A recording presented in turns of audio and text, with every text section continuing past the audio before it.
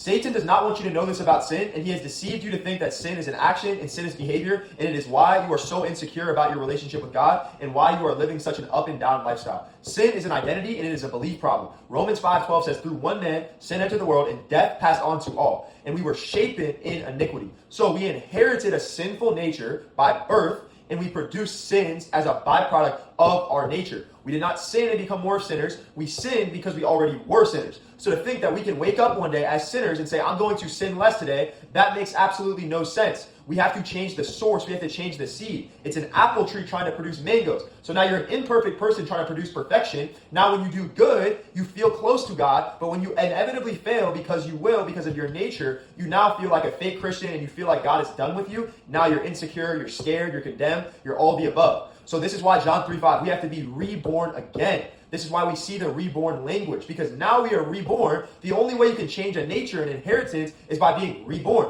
I can't change that I'm white by acting less white. I can't make myself more white by acting more white. I'm just white because that's what I was inherited by birth from my parents. So now we have a righteous nature as we are reborn into it, because through one man's obedience, many are made righteous, Romans 5:19. So now just like the sinful nature produced sinful actions, the righteous nature, us being attached to the source being Jesus, we now will produce righteous actions as a byproduct of our nature. The question is, why do we still see the problems we see in the world today if it's that simple to get rid of sin? Because we don't believe. John 16:9 of sin, because they believe not unto me. So we think we are sinners still trying to get better and earn righteousness. So every time we call ourselves sinners and align ourselves with that identity, an identity that was crucified with Christ, we now put ourselves back under the law, and now the law is cursed. Because if you break one, you break them all. And if you follow the law and you offend in literally one way, you are now cursed. So we are following a curse that Jesus actually set us free from. Romans 6:14, sin has no dominion over us. We are no longer under the law, but under grace. So every time we fix our eyes on sin and trying to do better, try harder, we fail. If we fix our eyes on Jesus and what he made us and what God declares over us through him, alive in God, through Christ, dead to sin, he is living in us. It's no longer us living, but Christ in me. Now we're going to produce something good. We're going to live abundantly. We're going to love better. Why? Because of us? No, because we accepted we couldn't do it. We were weak, but he was strong for us. He fulfilled the law for us. Now we were imputed that righteousness, and now we can produce that in our lives because we are connected to the source, like we said. But if we refuse to believe that we're righteous, perfected, and made new, and still think that we're a part of the old, we will never inherit the blessing. We will never be able to walk into this new identity, and this is why we see what we see. So we have to believe God's word over our thoughts and our feelings, and that's why we have to walk by faith and not by sight.